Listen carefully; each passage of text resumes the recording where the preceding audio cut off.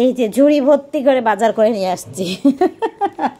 আসলে আমার কিছুই কেনার থাকে না, কিন্তু আমার চোখের সামনে যাই পড়ে, যেমন ইচ্ছা হয় তেমনই আমি কিনি।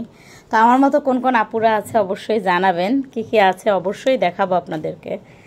তো অবশ্যই তো জানাবো কী কী আছে। এটা গতকাল রাতের একটা ভ্লগ ছিল, ছোট্ট করে একটু ভিডিও ধরে রেখেছিলাম, শেয়ার করব অবশ্যই। তো hi hello everyone, welcome back to my page live blog with আফসানাতে। আমি আফসানা চলে আসলাম আজকে যথারীতি আপনাদের সাথে ছোট্ট একটা ব্লগ শেয়ার করার জন্য। শীতের মধ্যে দেখেন এই সবজিটা আমার বাসায় প্রতিদিন রান্না করা হয়। আমার মনে হয় এটা আমার বাসায় না, সব বাসায় রান্না করা হয়, তাই না?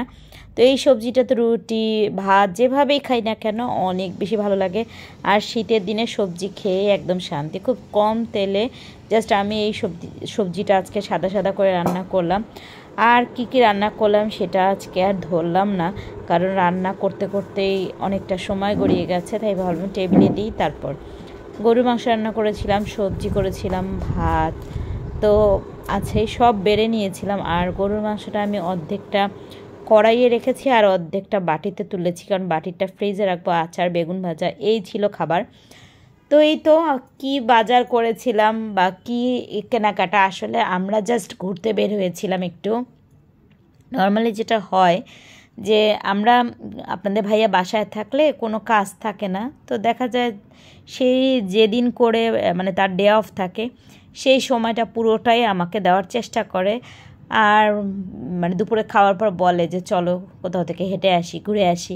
তো ওই রকম সেদিন ঘুরতে ঘুরতে চলে গিয়েছিলাম একটু মানে মিরপুরে।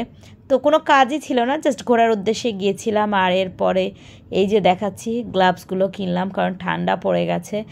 মানে মাজা ঘষা করতে তো হয়ই, আপনাদের ভাইয়া বলে গ্লাভসটা পরে মাজা ঘষা করলে তোমার কষ্টটা কম হবে, কত চিন্তা করে। আর একটা ঘষাও কিনে নিয়েছি। আর প্রথমে যে কাপড়গুলো কিনেছি সেটা হচ্ছে আমাকে যে কাজে হেল্প করে, ওর বাবু হয়ে গেছে প্রায় আজকে 2 মাসের কাছাকাছি। বাবু হওয়ার সময় তো বাবুকে যতটুকু হেল্প করতে হয় ওটা তো করেইছি অলরেডি। তখন আসলে ও আমার কাজ করতো না, কাজ অফ নিয়েছিল, এখন আবারও আমার কাজ করে।